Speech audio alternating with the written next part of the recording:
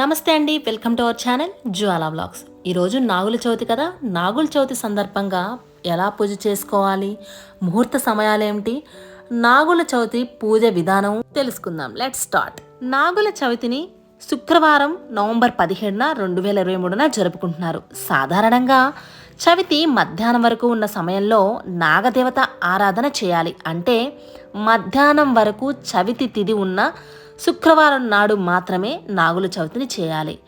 నాగుల చవితి పూజ ముహూర్తం ముందుగా తెలుసుకుందాం. ఉదయం 6 గంటల నుండి 8 గంటల 20 నిమిషాల వరకు మరియు ఉదయం 9 గంటల 10 నిమిషాల నుండి 12 గంటల లోపున నాగేంద్రుడికి పుట్టలో పాలు పోయట శుభ్రదమని పండితులు చెబుతున్నారు.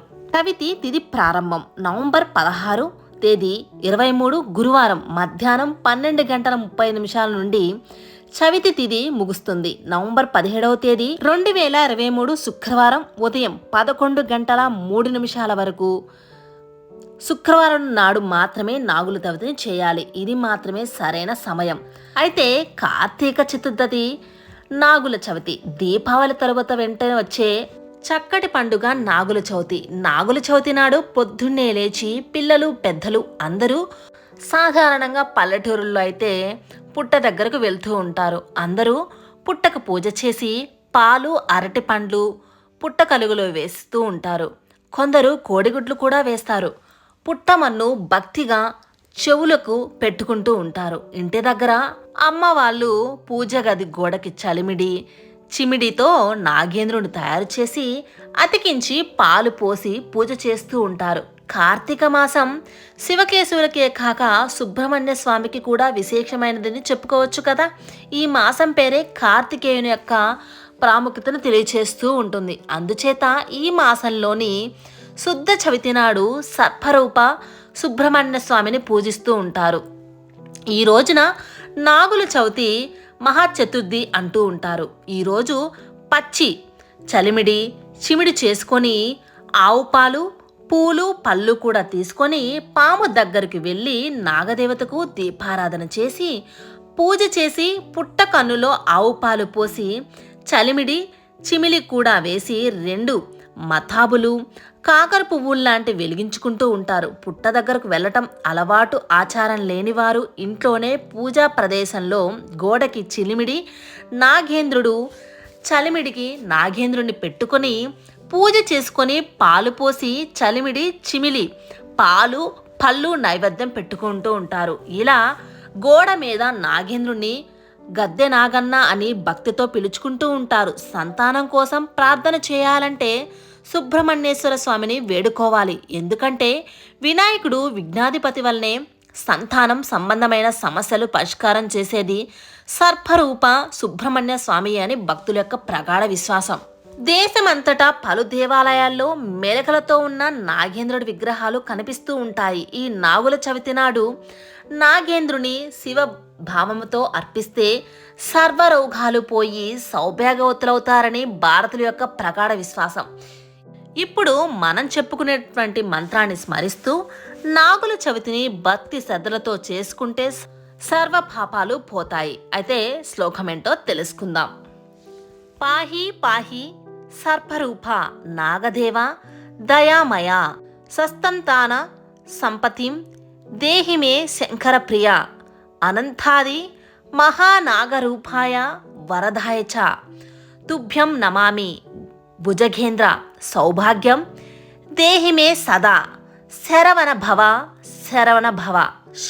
భవ పాహిమాం శరవణ భవ రక్షమాం అంటూ ఈ నాగుల చవితిని భక్తి శ్రద్ధలతో చేసుకోండి. అంతేకాదు ఈ నాగుల చవితి రోజు నాడు ఈ మంత్రాన్ని పఠిస్తూ చేయటం వలన రాహుకుజ దోషాల నుండి ముక్తి పొందుతారట. వివాహం కాని కన్యలు నాగుల చవితి చేసుకుంటే శీఘ్ర వివాహం జరుగుతుందని నమ్ముతారు. సంతానం లేని వారికి సంతాన యోగం కలుగుతుందని, మానసిక రుగ్మతలున్న వారికి మనోక్లేశం తొలగి ఆరోగ్యవంతులవుతారని, చెవి సంబంధించిన వ్యాధులు చర్మ వ్యాధులు తొలగి పరిపూర్ణ ఆరోగ్యవంతులవుతారని భక్తుల యొక్క ప్రగాఢ విశ్వాసం. అందుకే ఈరోజు పుట్టమన్నును శ్రద్ధగా చెవులపై ధరిస్తారు. యోగ సాధన ద్వారా కుండలిని శక్తిని ఆరాధించడమే నాగుల చవితి. ఈ మానవ శరీరం అనే పుట్టకు 9 రంధ్రాలు ఉంటాయి. వాటినే నవరంధ్రాలు అంటూ ఉంటారు. మానవ శరీరంలో నాడులతో నిండి ఉన్న వెన్నుముకను వెన్నుభాము అని అంటారు. అందుకు కుండలిని శక్తి మూలాధార చక్రంలో పాము ఆకారం వలె ఉంటుందని యోగ శాస్త్రం చెబుతోంది. ఇది మానవ శరీరంలో నిదుస్తున్నట్టు నటిస్తూ కామ, క్రోధ, లోభ, మోహ, మద మాత్సర్యాలనే విషాల్ని గక్కుతూ మానవులో సత్వగుణ సంతతిని హరించి వేస్తూ ఉంటుందని, అందుకు నాగుల చవితి రోజున ప్రత్యక్షంగా విషసర్ప పుట్టలను ఆరాధించి పుట్టలో పాలు పోస్తే మానవునిలో ఉన్న విషసర్పం కూడా శ్వేతతత్వం పొంది అందరి హృదయాలను నివసించే శ్రీ మహావిష్ణువుకు తెల్లని ఆదిశేషువుగా మారి శేషపాన్పుగా మారాలని కోరికతో చేసేదే ఈ నాగుపాము పుట్టలో పాలు పోయడంలో గల అంతర్యమని చెప్తూ ఉంటారు. దీనినే జ్యోతిషపరంగా చూస్తే కుజ రాహు దోషాలున్నవారు, సాంసారిక బాధలున్నవారు ఈ కార్తీక మాసంలో వచ్చే షష్ఠి చతుర్దశిలో మంగళవారం నాడు కానీ, చతుర్దశి బుధవారం కలిసి వచ్చే రోజు కానీ దినమంతా ఉపవాసం ఉండి నాగపూజ చేయుటచో చేకూరే ప్రయోజనాలు 2 ప్రధానంగా ఉన్నాయి. పామును చంపిన పాప పరిహారము, ఆ పాపం వంశానికి తగలకుండా ఉండటం. తైత్తిర సంహిత నాగపూజ విధానాన్ని వివరించింది. వేప చెట్టు, రావి చెట్టు మొదట నాగ విగ్రహం ఉంచడం పరిపాటి. ఈ విగ్రహాన్ని 2 పాములు పెనవేసుకున్న ఆకారంతో తీరుస్తారు. ఈ 2 పాములే ఇలా పింగళకి ప్రతీకలు. నాగులను సంతానం కోసం పూజించడం సాంప్రదాయం. విప్పిన పడకతో శివలింగంతో 8 వంకరల సర్ప విగ్రహం సుషుమా నాడిని ఊర్ధగామి అయిన కుండలీసిని సంకేతం. నాగుల చవితి రోజు పాముల పుట్ట దగ్గరికి వెళ్ళి పత్తితో వస్త్రాలు, యజ్ఞోపితాలు వంటి నూలు దారాలతో పొత్తులను అలంకరించి పూజ చేసి పుట్టలో పాలు పోయటం ఆనవాయితీ. సర్పమండలాకారం లేక పూర్ణవృత్తం, పూర్తి శూన్యం. ఈ పూర్ణంలో పూర్ణం తీసివేస్తే శేషము పూర్ణం. ఈ శేషమే ఆదిశేషంగా, అనంతమనే శేషసాయిగా విష్ణువుకి తల్పం ఏర్పడింది అంటూ ఉంటారు. సుబ్రహ్మణ్య స్వామి ఆరాధనలో కూడా సర్పం ఉంటుంది. మరో విధంగా చెప్పాలంటే మన శరీరమే నవరంధ్రాల పుట్ట. అందులోని పాము కుండలిని శక్తిని ఆరాధించడమే నాగుల చవితి. ఈ పుట్టలో అడుగున మండలాకారంలో చుట్టలు చుట్టుకొని పడుకున్న పాము కుండలిని శక్తి కామోద్రేకాలతో విషాన్ని కక్కుతూ ఉంటుంది. పాలు అనే యోగ సాధన ద్వారా ఈ విషాన్ని హరించవచ్చు అనేది ఈ నాగుల చవితిలోని అంతర్థం. కార్తీక మాసంలో సూర్యుడు కామాన్ని, మృత్యువుకు స్థానమైనటువంటి వృశ్చిక రాశిలో సంచరిస్తూ ఉంటాడు. ఈ కాలాన్ని మృత్యువును జయించడానికి ఋషులు, యోగులు చేసే నాగారాధన, సిద్ధి సాధనా కాలమే కార్తీక మాసం. అయితే నాగుల చవితి రోజున చేయవలసినటువంటి పూజా విధానం గురించి తెలుసుకుందాం. నాగుల చవితి రోజున ఉదయాన్నే లేచి తలంటు పోసుకొని ఇంట్లో దేవుని వద్ద దీపారాధన చేయాలి. ఎరుపు రంగుల దుస్తులు ధరించాలి. గడపకు పసుపు, కుంకుమ, గుమ్మానికి తోరణాలు, పూజా మందిరాన్ని ముగ్గులతో అలంకరించుకోవాలి. పూజా మందిరంలో కలసమును ఏర్పాటు చేసి దానిపై ఎర్రని వస్త్రాలు పరుచుకోవాలి. నాగేంద్ర స్వామి అంటే పాము పడగలిగినటువంటి ప్రతిమను కానీ లేదా ఫోటోను కానీ పూజకు ఉపయోగించుకోవాలి. పూజకు మందార పూలు, ఎర్రటి పువ్వులు, కనకాంబరాలు, నైవేద్యముకు చిన్న చిన్న ఉండ్రాలు, వడపప్పు, అరటి పండ్లు, చలిమిడను సిద్ధం చేసుకోవాలి. ఉదయం 9 గంటల లోపు పూజను పూర్తి చేయాలి. పూజకు ముందు నాగేంద్ర అష్టోత్తరము, నాగేంద్ర స్తోత్రము, నాగస్తుతి, నాగేంద్ర అష్టోత్తరములు, నాగేంద్ర సహస్రనామం పఠించడం ద్వారా సకల సంతోషాల ప్రాప్తినిస్తాయని పెద్దల యొక్క ప్రగాఢ విశ్వాసం. అయితే ముందుగా చెప్పినటువంటి స్తోత్రాన్ని పఠించేందుకు వీలు కాని పక్షంలో ఓం నాగేంద్ర స్వామియే నమః అనే మంత్రాన్ని 108 సార్లు జపించాలి. దీపారాధనకు నువ్వుల నీడను వాడాలి.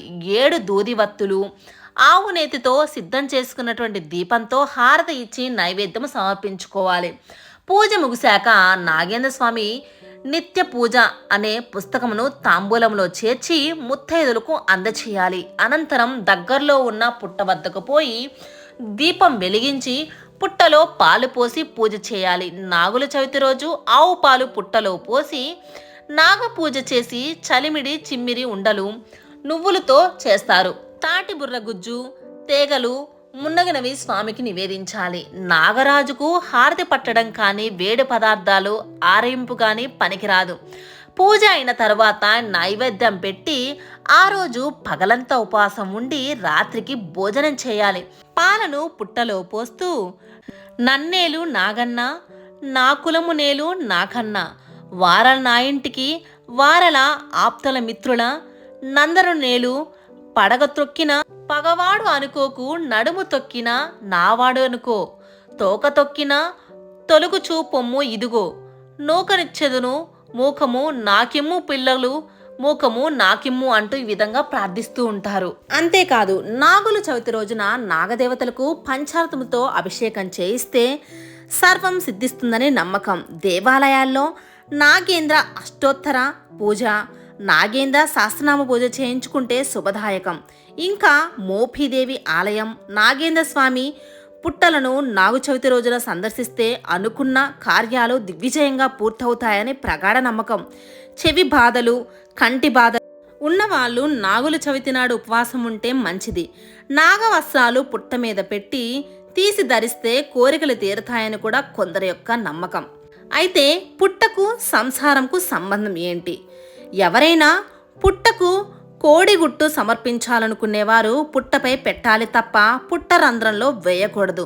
పాము పుట్టలో వెళ్ళే మార్గానికి అంతరాయం కలిగించకూడదు. పుట్టపై బియ్యం పిండిలో చక్కెర కలిపి పుట్టపై చల్లాలి. దీనివల్ల పుట్టను అభివృద్ధి చేసే చీమలకు ఆహారం సమృద్ధిగా లభించడం వలన పుట్టలు పెరుగుతాయి. ఆ పుణ్యఫలంతో సంసారం అభివృద్ధి చెందుతుంది. ఇక పూజ కొరకు తీసుకువెళ్ళినటువంటి పసుపు కుంకుమ పూలతో అలంకరణ చేసుకొని బెల్లంతో వండినటువంటి పరమాన్నం నైవేద్యంగా పెట్టాలి. మీ కోరికలు తీరడానికి బంగారం వెండితో చేసిన 5 నాగ పడిగలను పుట్టలో వేసి ధూప దీప నైవేద్యాలు సమర్పించి తర్వాత కొబ్బరికాయ కొట్టి ఆ నీళ్లు పుట్టపై చల్లాలి.